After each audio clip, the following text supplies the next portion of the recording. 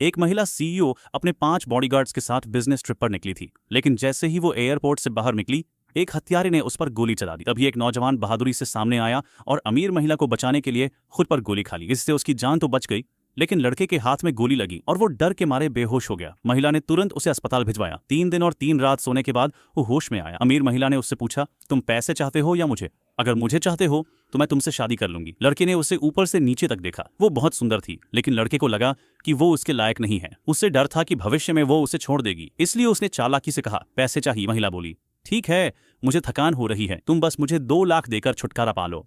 फिर बोली, 2 लाख ज्यादा लग रहा है, ठीक है 1 लाख दे दो। फिर बोली, अरे रहने दो, ये चोट कोई बड़ी बात नहीं है। फिर बोली, चलो फिक्स कर लेते हैं 50,000। जैसे ही लड़का बोला, महिला ने तालियां बजाईं और बॉडीगार्ड को कहा कि 2 लाख रुपए से भरा सूटकेस ले आओ।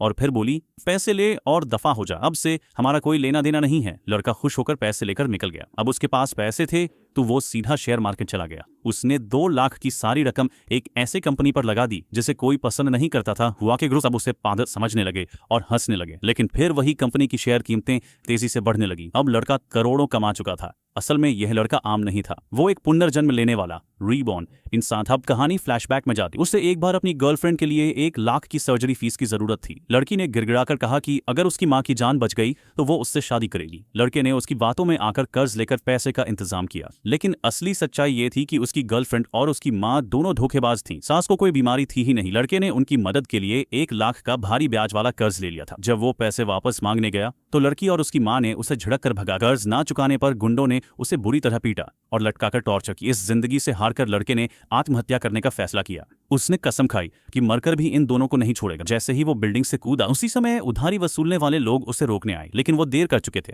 लड़का नीचे एक फैक्ट्री के कूड़े में गिरा। जब उसने आंखें खोली तो चौंक गया। मैं तो मर गया था, फिर यहाँ कैसे? उसने देखा फिर से 2024 में आ गया था, यानी वो 1 साल पहले अपने पुराने जीवन में वापस लौट चुका था। अगर इस वीडियो पर 24 घंटे के अंदर 1 मिलियन व्यूज आते हैं तो मैं इसका अगला पार्ट जरूर लेकर आऊंगी।